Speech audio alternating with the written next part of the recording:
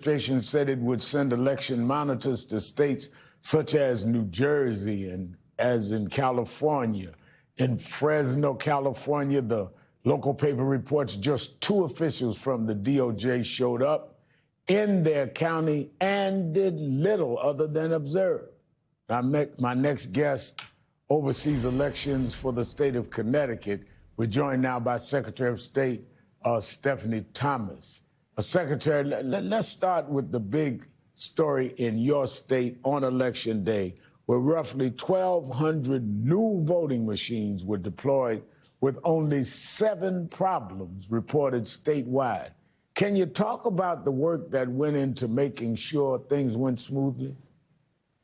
Absolutely, and thank you for having me. It started at the very beginning by involving computer scientists and technology and cybersecurity experts to help us vet what equipment we purchased.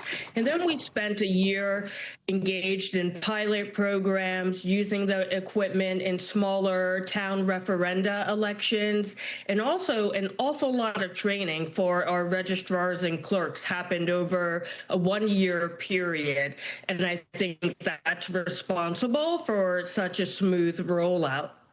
Now, getting back to those Trump administration observers, it's not unusual for the DOJ to monitor elections, but this move comes amid a flurry of voter suppression efforts from this administration, many resting on the idea that the 2020 election was somehow stolen. You've spoken out against this White House tactics. Can you talk about what you object to? I really object to a lot of the statements and desires coming out of this administration seem to be asking voters to sign up to be guinea pigs right now. A lot of the ideas are not fully fleshed out. A lot of concerns have been raised about whether or not they are following the mandates required by both state constitutions in addition to the U.S. Constitution, not to mention privacy rights, etc. And here in Connecticut, a lot of the things that the federal government is talking about, we already do. We have a gold standard. I believe that keeping elections close to home is key. We need that local control. Our registrars, our clerks, they know their communities much better than the federal government ever could. Now, you said with regards to election integrity efforts at the federal level that what is needed is investment, not interference. Can you explain that? 100%. Most of our elections, we tend to think of it as one big thing, but it's very decentralized. Not only is a lot being dictated at the state level, but also at the local jurisdictional county or town level. And a lot of these hardworking election officials, they got into this work so that they could ensure that every eligible American is able to cast their ballot safely and securely. But these offices are often under-resourced. The federal government has been reducing under this administration the money that has gone to the states to invest in our election infrastructure.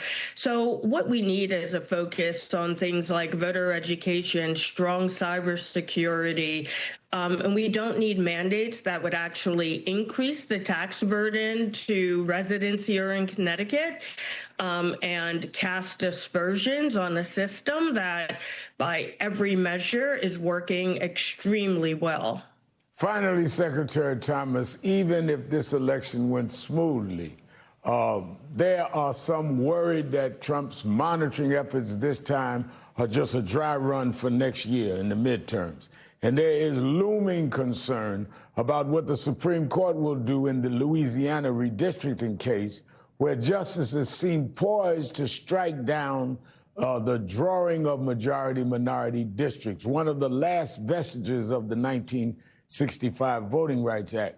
How concerned are you looking ahead to the midterm elections next year? I'm concerned, but I consider this, I'm a big investor in civics, right? We all have an obligation to participate in this representative democracy. And I think this is a real moment for all Americans, regardless of party, to come together, much like they did after Watergate.